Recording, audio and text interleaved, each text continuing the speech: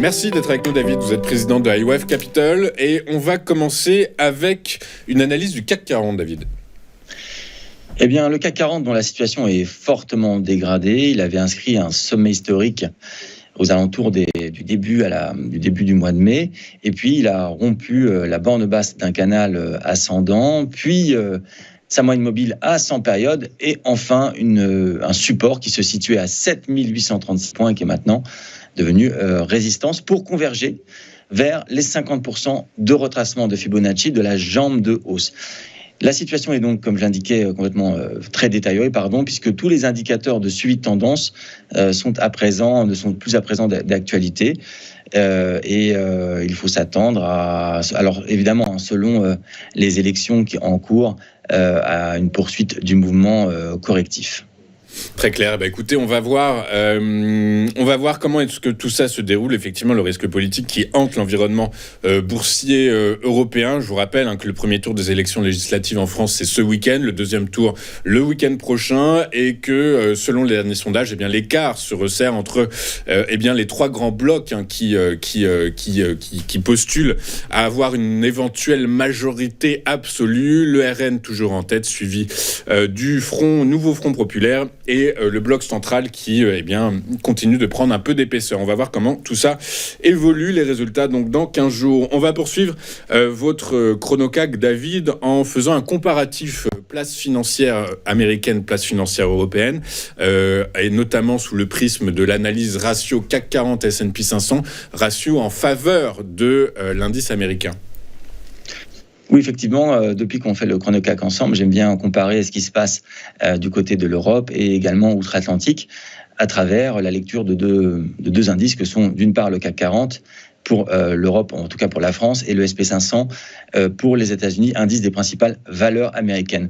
Alors, ce qu'on observe sur ce graphique, c'est que celui-ci évolue à l'intérieur d'un canal haussier depuis le début de l'année, ce qui s'indique en fait que le CAC 40 surperforme sensiblement son homologue américain, le SP 500, mais qu'à partir du début du mois de mai, celui-ci faiblit pour s'extraire par le bas d'un canal qui était donc sensiblement ascendant.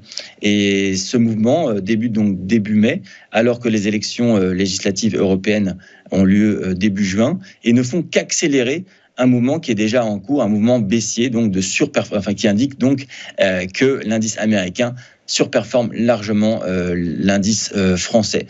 Et ce mouvement donc est parti pour durer, semble-t-il, modulo ce qui va se passer au cours des élections qui arrivent, des élections législatives en France. Je voudrais noter également, que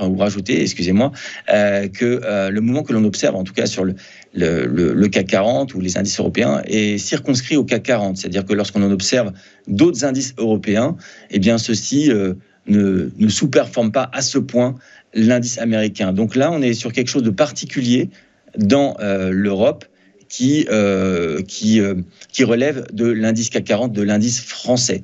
Donc s'il y a un trauma dans ces élections européennes, on le retrouve essentiellement en France et à travers l'indice CAC 40, et beaucoup moins au sein de ses homologues belges, allemands et italiens, par exemple.